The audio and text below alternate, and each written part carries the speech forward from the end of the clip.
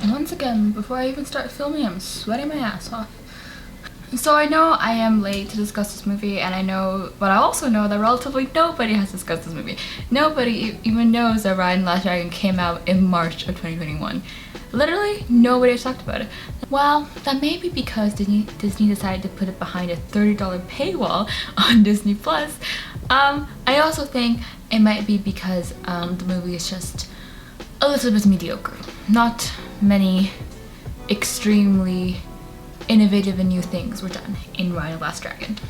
Literally, I only remembered this movie existed when I was doing my Frozen video. I was writing the script, and I was thinking, it's been a while since Disney last put out Disney Princess movie, since Moana and Frozen 2. And I was like, wait, no, it hasn't been. Raya and the Last Dragon exists. I completely forgot about that movie until like literally 2 weeks ago, and I watched it and I was like, this is meh. I understand why nobody talked about it. It wasn't memorable simply because of that. So after remembering, I had to break into my only rich friend's house in order to steal her Disney Plus account and to watch it in her house because I am poor. And after like an hour and a half, I was left distinctly underwhelmed. It wasn't bad. It wasn't bad in the way that, you know, movies are bad, how they're just like, oh, the writing is shit, the dialogue writing is something, and like the voice acting is bad, or the animation's atrociously bad for the budget of their size or something like that. It wasn't bad in any of those ways. The score wasn't inappropriate. It was more like Raya had so much potential, but I never fully realized all of it, and they never fully reached the height that Frozen was able to do, or even Moana was able to do with their Disney princesses and with their merchandising, with their songs. Raya didn't have any songs, but I'll get to that later. They were missing that little bit of the Disney crack that made Moana so entertaining and fun, that made Frozen so fucking memorable. Raya was missing something of, I wanna say soul? Like, you know, I thought I would be extremely biased to this movie because I was like, oh, it's a Southeast Asian movie, like about a Southeast Asian princess, and I thought, like, oh, with all the Asian representation, I'd be a little bit biased towards it, but I wasn't. Like, I was not super inclined to like this movie. I thought it was decent. I thought it was bland. I thought it felt like, to me, a corporate play for more diversity without really making a good story. I remember the first time around, I didn't think it was too disappointing, that it was like decent, but after thinking over, after my second viewing, I became more and more disappointed, like an Asian parent finding out that their kid's dream job isn't to become a lawyer or a doctor. I was a little bit upset. It was just a wasted potential, you know? Like the children, like the Asian kids who didn't become lawyers and doctors. Wasted potential. So here I am with another long video to explain exactly why I found this movie disappointing and exactly why it didn't exactly work for me. I really should stop making these very long videos because I know nobody's watching all of them. Not even my boyfriend's watching all of them. He watches like the first 5 minutes and it's like, wow, you did a great job, honey. I'm like, wow, thank you so much. So, but I guess this really is just an act of self-gratification because I'm really just doing this for me. I also want to say that, do you guys like this new setup? You can see some on my pretty wall. Do you guys like it? Hope you do.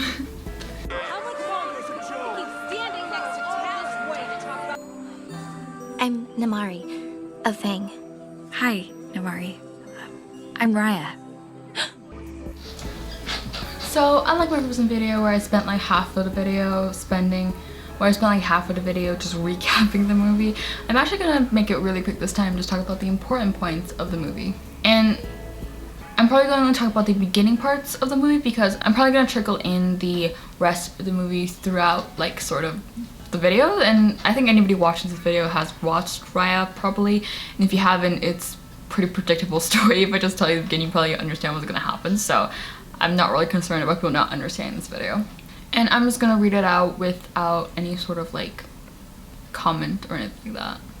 So there's this fantasy world called Kumandra, and it was like a prosperous place where everyone was happy. The humans lived with dragons, and think like Garden of Eden if the dragons were perceived as gods. You can actually watch this film with a biblical context, and it would still remain strangely very coherent and have a lot of sense. It's very strange. Back on topic. But then the Droon came, which are kind of like these amorphous thunder and shadow clouds that kind of swoop over people and turn them to stone.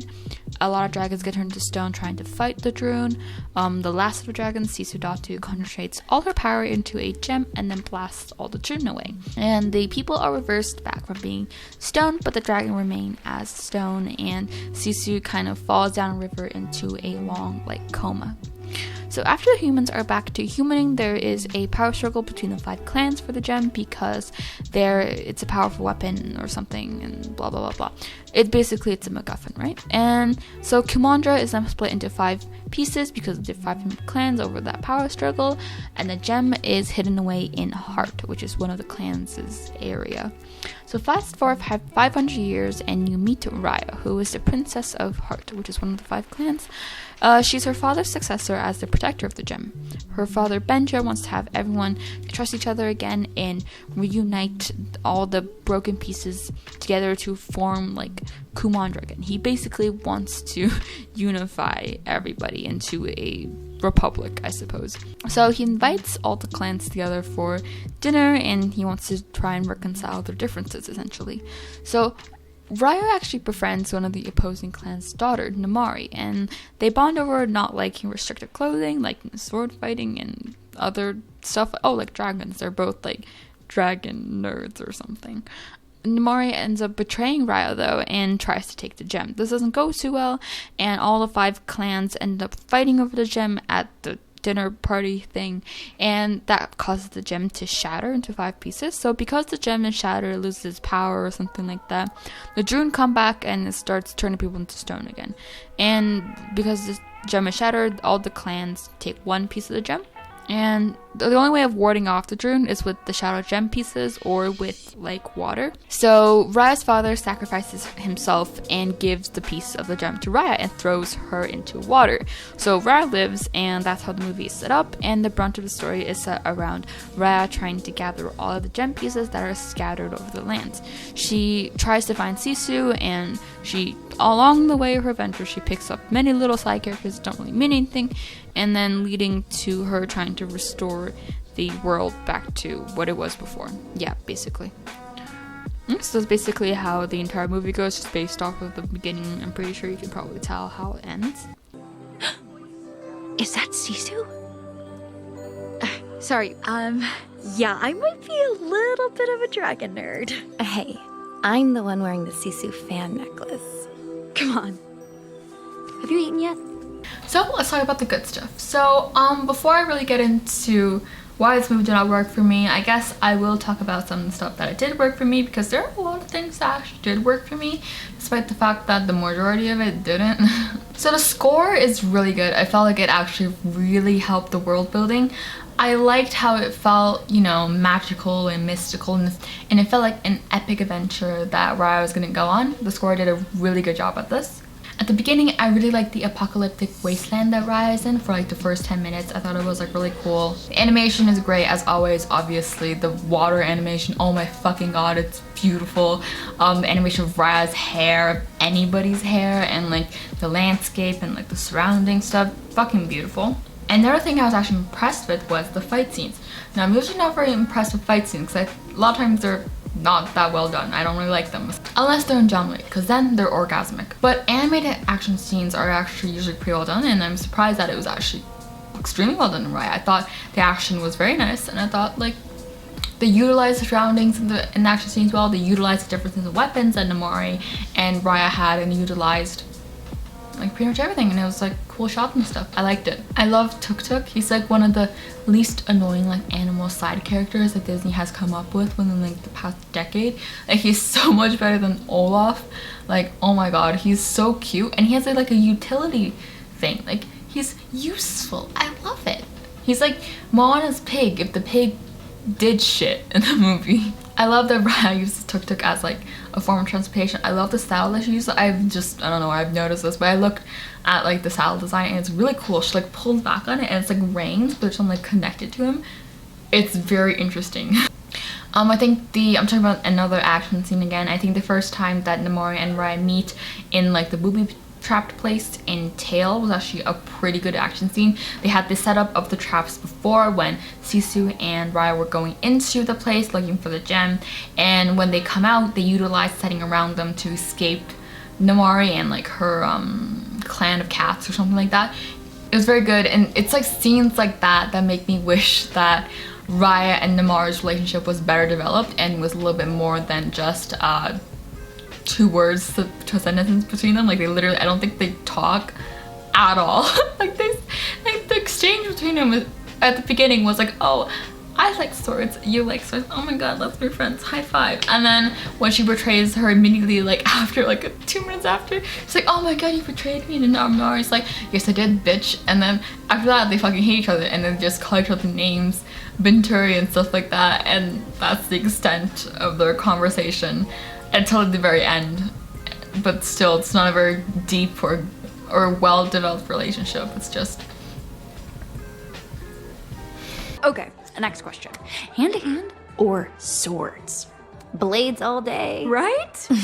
Okay, dressy or casual? Only a monster would choose to wear this outfit on the regular.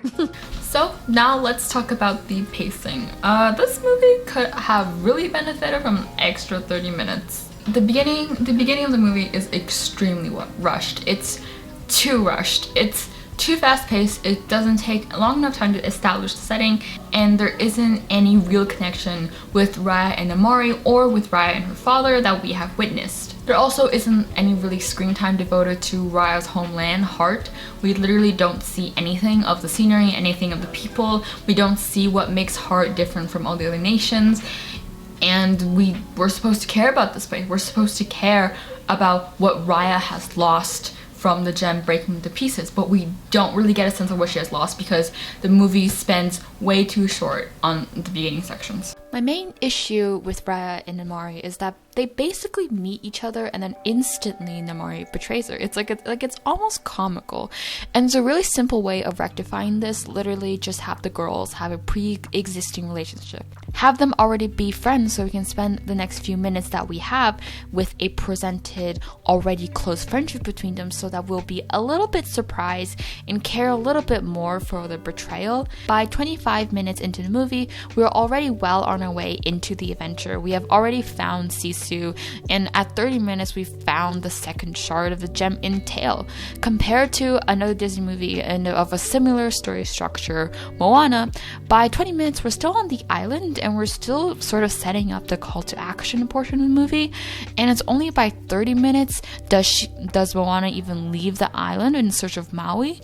So in comparison to Raya's 15 or so odd minutes of development before the fight scene, there's also an intro which is basically an exposition dump that also takes a couple minutes at the beginning, but compared to Raya's 15 minutes, Moana had roughly 30 minutes, and you can tell the difference drastically.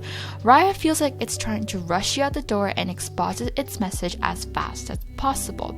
They could have obviously cut out a lot of the not so funny Sisu scenes, the bit about how good she is at swimming that goes on for about 30 seconds too long was not very funny.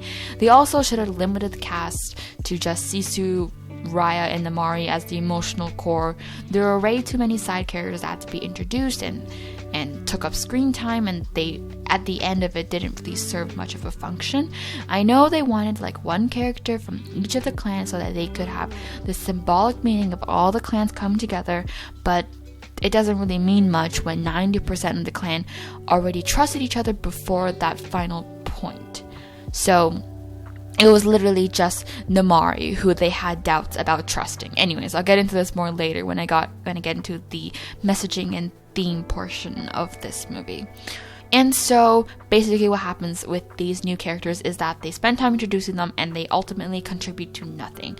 The extremely fast pace of the movie really fucks it up when Sisu is shot and dies, like this is supposed to be a super dramatic moment, but we immediately go from Sisu dying to a fight scene, and the change is so abrupt. There is no in-between moment for the audience or the character to properly mourn, since all of the characters seemingly kind of forgot that Sisu died. Like, you almost forget as the audience that Sisu died, and the characters certainly don't seem to be like they remember too much either way, since they're all so preoccupied with fending off the drone or fighting the Mari. The movie suffers so much because of the pacing. Like, would it have really been that big of a deal to cut some of the side characters, or just simply make the movie slightly longer to properly have all the plot elements play out properly and have the emotional beats actually resonate and actually impact the audience? We both have single parents who are terrible at telling jokes. We're both warrior women who despise uncomfortable formal wear. And we're both Sisu superfans. Yeah. You know, Fang Legend says she's still out there. So I was thoroughly disappointed with the design of Sisu. She's pretty ugly. Like, really ugly. Like, she looks like someone in a fursuit. Like, I'm almost convinced that Sisu was designed with the idea in mind that one day Sisu would become a Halloween costume, and that they would have to somehow have the dragon be able to become some sort of a costume for children. And just looking at her, it feels very much like that was the intent with Sisu, to make her look as cartoonish and as weirdly uncanny valley-esque humanoid, but at the same time still a dragon.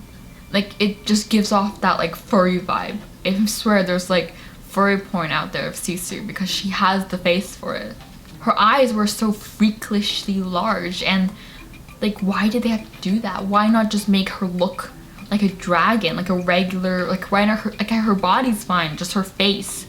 Like, why like, why does she have to look so cartoonish and so strange when the rest of like the stuff in the movie is relatively realistic? Like, you don't see any of the other animals having freakishly large eyes or looking particularly humanoid, but Sisu was just kind of creepy to look at. I didn't look at the posters very closely before like watching the movie, so I always really wanted Sisu to be like a sort of, I expected her actually to be like a more mythical creature. I expected her to have a more mystical and magical appearance that didn't look like someone's costume that they wore to FurryCon.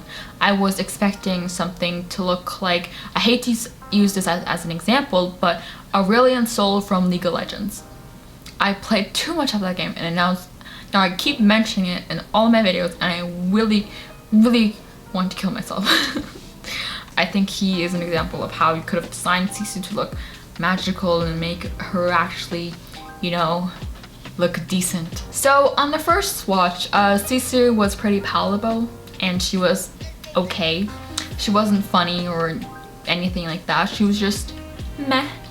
And I think why I thought that on the first watch was because I was watching with friends on the first watch, and it was like a very loud atmosphere. People were talking over each other, but not too much focus on the movie, and so I think that's why the movie the first time was a lot less obnoxious. But viewing it a second time in a quieter space, it quickly like revealed to me that, you know, Sisu's very fucking annoying. Oh my gosh, she's so fucking annoying. There's something about Awkwafina's voice that just screams, oh my god, it's Awkwafina. Like, it doesn't fit into the character of the world. When you hear her voice, you don't think, oh, it's Sisu. Your mind immediately goes to Awkwafina, and immediately you're pulled out of that immersion. Like, I don't think the voice actors should have insanely recognizable voices, because Awkwafina has that kind of voice. Her voice is like kind of like raspy and rough. Like, you can tell it's her voice. Like, I think it's good when you can have voice actors who can be in many roles and people not even know they're the same voice actors, because they're so versatile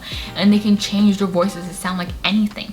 I don't like when you hear Awkwafina's voice, you get pulled out of that immersion of her being a dragon so fucking hard, because you're like, oh my god, that's a human. Like, in your head, you're like, oh my god, that's a human. That's a human who's voicing this dragon. Now, it may just be because I've watched things that Awkwafina's been in, but it was such a problem for me when I was watching the video. I was like, okay, I can't fucking like think of Sisu as a dragon. I can't think of her as part of this plot or story, like, realistically in any sort of way, because she sounds like fucking Aquafina, and it just ruined Sisu for me, quite frankly. And she wasn't funny. Like, I don't think any of her jokes were funny, because, I mean, Disney movie jokes are really funny, are rarely funny, but Sisu's were exceptionally ill, like, placed, and also ill-timed, ill-toned. The tone of her jokes is just so out of place with the rest of the movie, and I'll get more into that later. I found, like, one line of hers was funny, the one about, like, the dog and, like, bring back a part of the dog or something like that. I thought that was pretty funny. That was pretty good. The thing that highlighted the awkward clashing of aesthetics between Aquafina and the rest of the movie is the script. Raya the Last Dragon doesn't fit with the pop culture laden script that was written for it. The world building and the lore behind the story gives the impression of something grander and a story on somewhat of an epic fantasy scale. You can feel it most obviously when Sisu spits out in rapid fire unfunny 21st century jokes, and it breaks your immersion into the movie, and you suddenly remember that, oh, this is not some kind of grand fantasy adventure movie, this is still a Disney movie. And so Disney needs to be excessive and appeal to children, and so comedy needs to be present every 5 minutes. And I'm not saying that appealing to children is bad or that comedy is bad. Sisu can be the comic relief, but please don't do it in a way that is detrimental to the movie. It would help if her jokes were connected in tone with the rest of the movie. Fantasy movies, serious movies, supernatural movies can have their own comedy moments, but it doesn't mean that you have to draw those comedic moments from current 21st century modern life.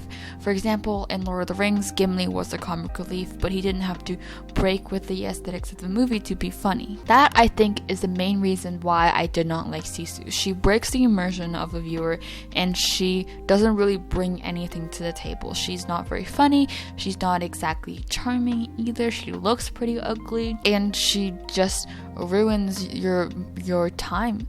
And she brings the adventure to a halting stop whenever she starts making jokes. Because then you realize that this is still a corporate funded movie that needs to make hundreds of millions of dollars or else it won't be considered successful. Then the movie starts feeling incredibly soulless and bland.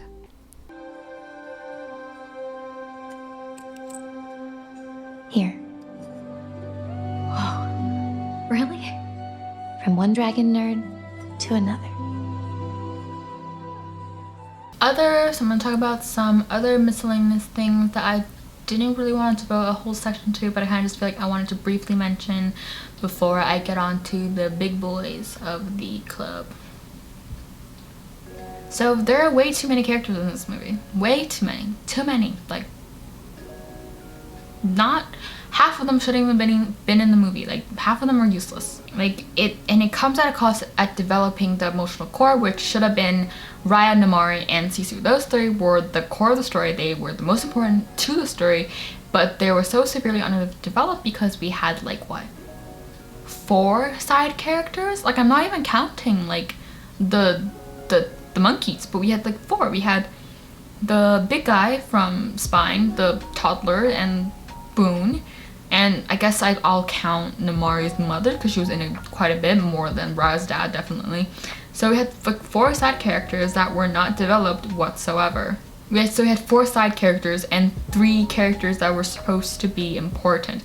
That's like a huge fucking cast that just did not have enough time to be developed in an hour-and-a-half movie. The plot is extremely basic. I already said this before, that it's extremely basic. It's a MacGuffin chase, essentially, and it doesn't really reflect any, like, it doesn't really reflect a Southeast Asian story. It reflects a Disney story, so it's just boring. Not really like a big problem. It's just boring to watch, extremely predictable, just meh. Another thing that I found kind of annoying was that, they make it seem like Raya is so untrustworthy. Raya is so, like, scared to trust people, and that the world is so broken that nobody trusts each other. Then why do 90% of the cast immediately meet each other and then start trusting each other? Like, I'll say, like, Raya will immediately trust Caesar because, Caesar's a dragon, she's kind of omitted from the human role. But why does Raya so easily trust Boone? Like, I'm pretty sure there was no, like, confrontation about whether or not she wanted to trust him. It was kind of just like, oh, you have family who died too? Oh, I trust you now. There was not really anything there, and more so with the spine dude, like literally right after he tied them up and hung them from the ceiling, Raya was so happy to just trust him with saving Sisu's lives and trust him with letting them escape and stuff like that. Like, that was weird. I hated the toddlers and the monkeys, and obviously there was no element of Raya learning to trust them, and there's no element of the toddler learning to trust Raya. There was nothing there at all either. Like, God, if you're gonna implement this message of trusting people, please implement it with all the 700 side characters you decide to put in there. Like, what the fuck, man? Anyways, the toddler really fucking infuriated me. The toddler was the worst fucking thing about this movie. I hated her. I hated her so much. I don't know, this like hate speech or something like that, but I fucking hated that toddler. Like, she was so useless. Like, oh my god, like, she put that thing on Namari's bedside window, whatever the fuck. Literally shut the fuck up. I don't give a shit. Like, she was just so obnoxious, and she felt like basically merchandise, you know, moving merchandise that Disney can then sell to millions and millions of children. Almost all the side characters didn't really need to exist. Almost all the side characters didn't need to exist. Like, they could have had Boone, and that would have been pretty decent and would have forgave them for having too many fucking characters, but they have way too many characters. I wish that Verona, Namari's mom, the Shifa Fang, was a fully fleshed Disney villain. I miss Disney villains. I wish that she had like a Disney villain song. Because, you know, it served Namari's narrative better. It served, you know, the narrative better as a whole, with like Namari being a redeemable person. Like, it just would be better. And also, it, you know, Verona seems like an interesting character. I'd like to see her developed, and I also would like to hear Sandro's voice more, you know. It's very sexy. Oh, and on that point of wanting Verona getting like a musical number, I wish this movie was a fucking musical. I wish it so fucking badly. Oh my god. Why wasn't this movie a fucking musical? You made Moana a musical. Why not this like movie? Like, there was no fucking difference between Moana and this. Both of them were about like traveling somewhere to deliver something. Like, it's the exact same fucking thing. Only Moana, they were just traveling somewhere, trying to get somewhere, not really picking up anything. But in Raya, they were just looking for things. It's pretty much the same fucking movie, like, please. And both of those things had like a bit of an environmental message. Raya has the thing with like water going away and stuff like that. I have to learn to trust people, and then we can fix the planet. Yeah, guys, let's just trust everybody. I wish this movie was a musical so badly, because, like, come on. He made Moana a musical. This movie could have been a musical too. Like, it would have been so much better paced if this movie was a musical, and it would have been, and the characters would have been a lot more well developed if this movie was a musical.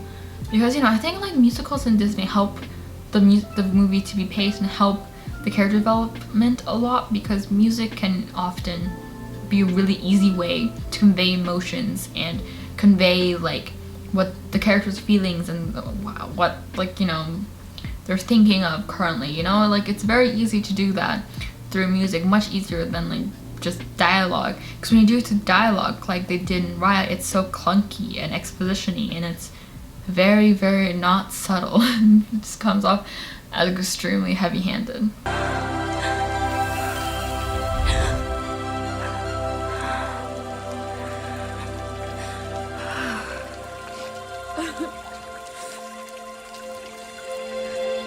Okay, so now for the big guns of this video. I'm only filming a portion of this in person because I think I want to try out the classic, you know, video essay format where like you narrate over like stuff, and I think that would be fun. So I wanted to try that.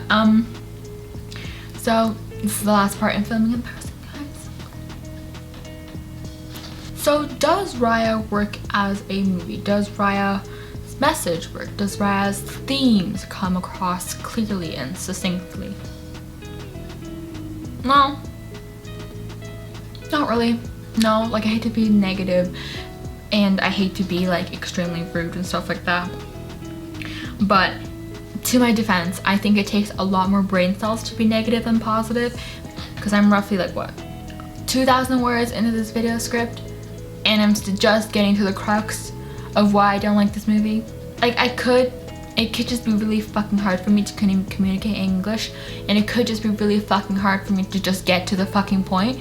But I would like to think that, you know, being negative means you have to explain yourself more, and being negative means you have to actually make arguments instead of just saying that you like something and then just leaving it at that. Because usually positive feelings don't really have to justify, because, you know, technically they don't really hurt anything, you know. So I feel like that's why my videos are so long, or maybe, you know, I'm just a rambly old woman with a casserole.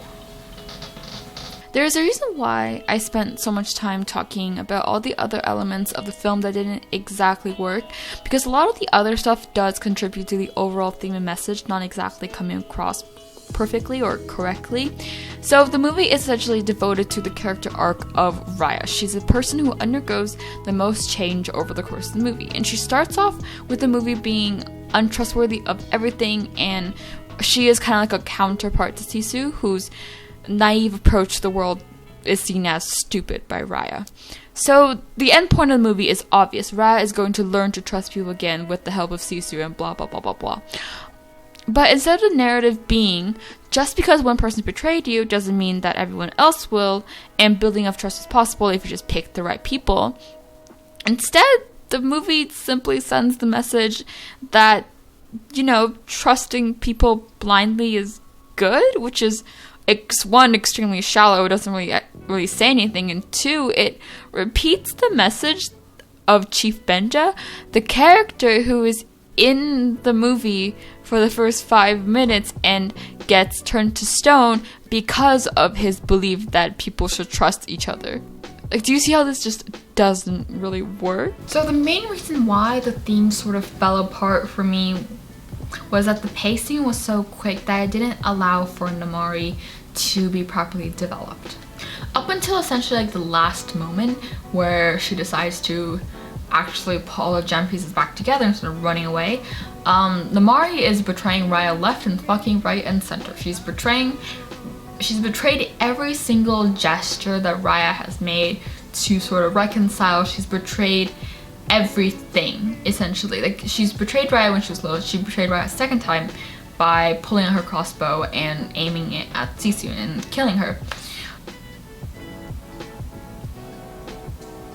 So because of like what happens, it only really like affirms Raya's position on the world that, you know, people can't be trusted if they betray you. And I get why she would think that, you know, like, here's this person who you've tried again and again to have a trusting relationship with and who just does not do it. And there's no reason for Raya to trust her at that last moment either, because clearly Sisu trusted her and see where Sisu ended up dead. Your father trusted those other people, see where he ended up dead. So, like, you know, and it makes sense that Raya doesn't trust Namari. What doesn't make sense is that Raya at the very last second decides to trust Namari, as if we have been building up this moment or something like that, as if Namari has had a sort of change of heart on screen, as if Namari has expressed like remorse for her actions to Raya, or as if Namari has actively tried to gain Raya's trust throughout the movie or something like that. Like, no, that has not happened.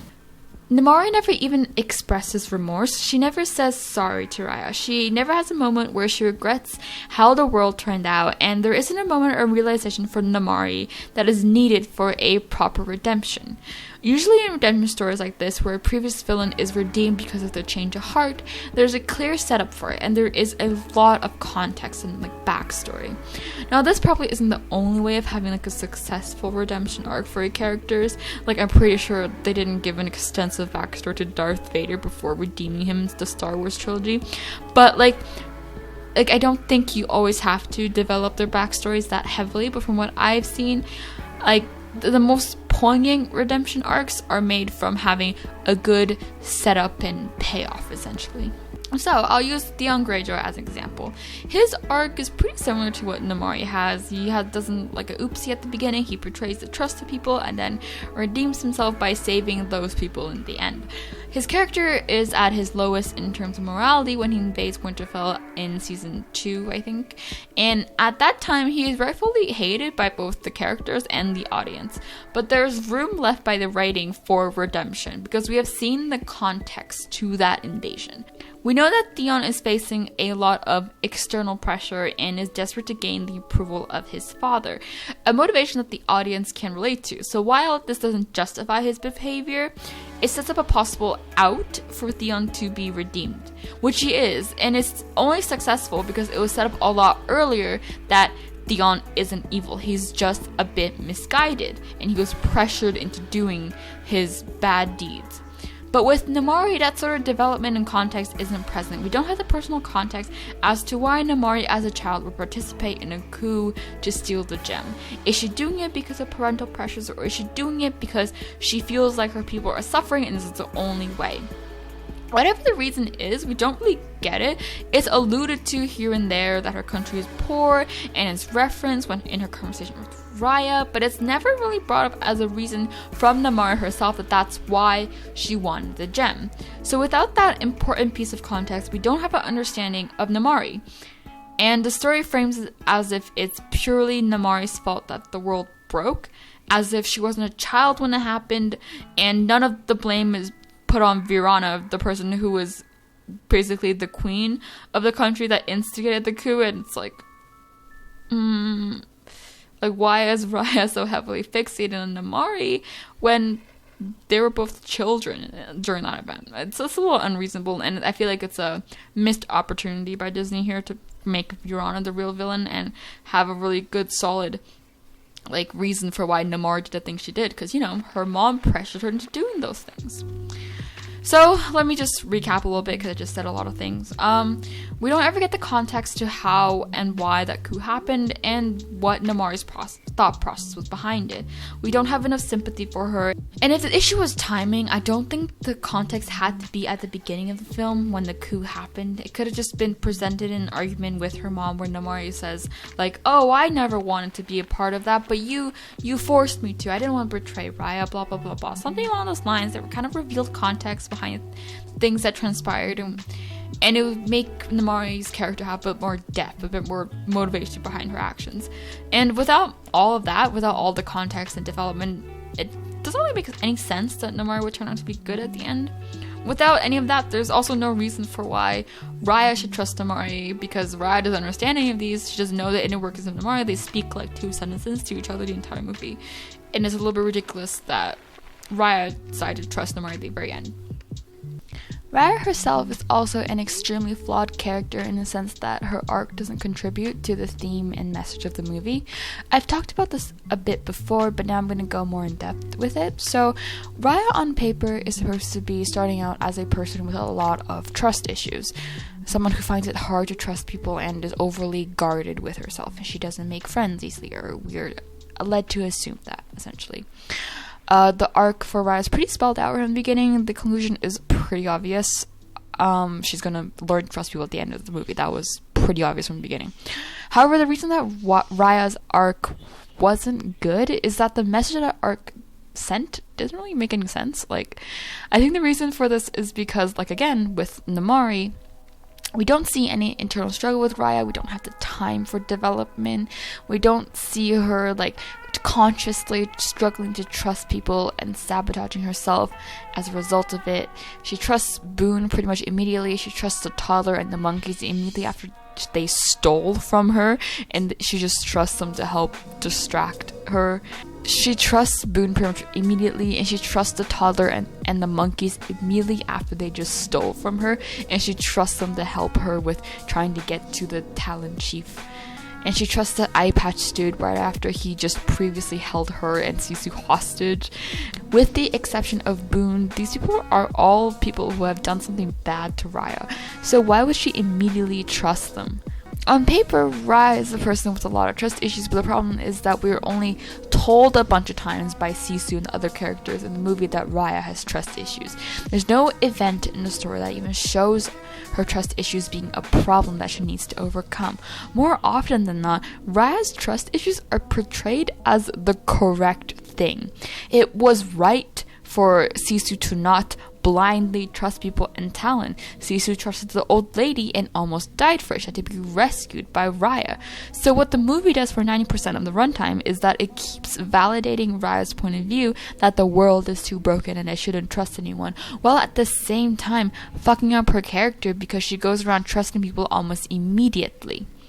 Those two issues clash at the finale when Namari pulls out a crossbow and points it at Sisu. Now, whether or not she meant to shoot Sisu doesn't matter here, because at that point Namari has already broken Raya and Sisu's trust, and once again proving Raya's world viewpoint as correct, that nobody is worth trusting.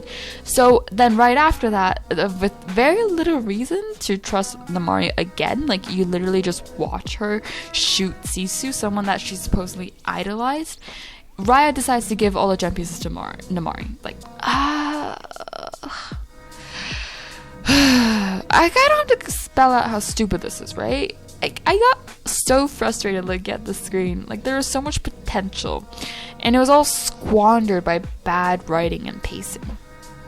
So in the end, all this led to all the issues with pacing and writing and time developing the characters, not having a clear vision for what Raya's character was supposed to be, not developing Namarian enough, having Sisu be like this kind of weird guide that just kept spewing the film's message very overtly, but also that also kind of fucked up the messaging, because in the end Sisu's message was the same as Chief Benja's message and he got punished for that. So in the language of films and like movie, we should take that as to be like, oh, it's not good to trust people blindly, but at the end the movie just kind of, it's like, oh well, trusting people blindly works out just fine if you're their secret lesbian lover. Yeah, I was pretty disappointed with the movie's messaging and theme. I don't know if you can tell by now. So there are a few more things here and there that really do affect the theme, like Raya's characterization, for example, and the world building in general, how they don't really make other characters super untrustworthy except for Namari,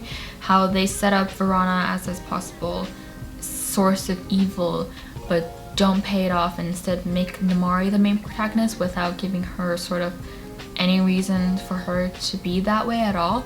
Those are all reasons for why this doesn't work, and most of all, I think I will pin the reason on is the lack of development for Namari as a character and her relationship with Raya as well. Those two things are so severely undeveloped that it makes the messaging of the theme very, very shallow and very, very just not cohesive, uncohesive, kabobbled, if you like that word. So the messaging was not executed very well, and it basically boiled down to, oh, it's okay to trust everyone blindly, even though the beginning of the movie proved that to us that, you know, it's not okay to trust everyone blindly. Chief Benja died for that shit.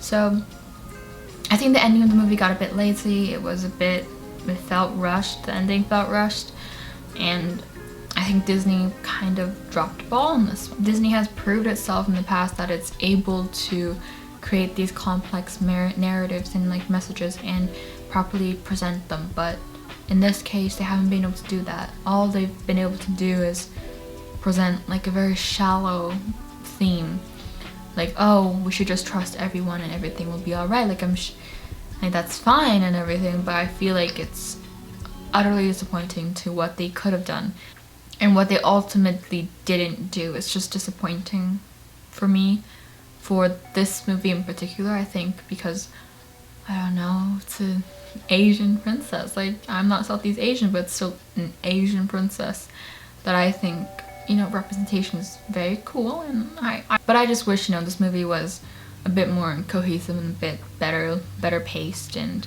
better plot, better characters, better dialogue, better script. So yeah, thank you for watching my video. I hope you liked it. I think this is a very long one again. I don't think I need you to watch to the end of these, but if you do, please like and subscribe, because boy, you've been here a long time. And I have other video essays too about Disney movies, specifically Frozen.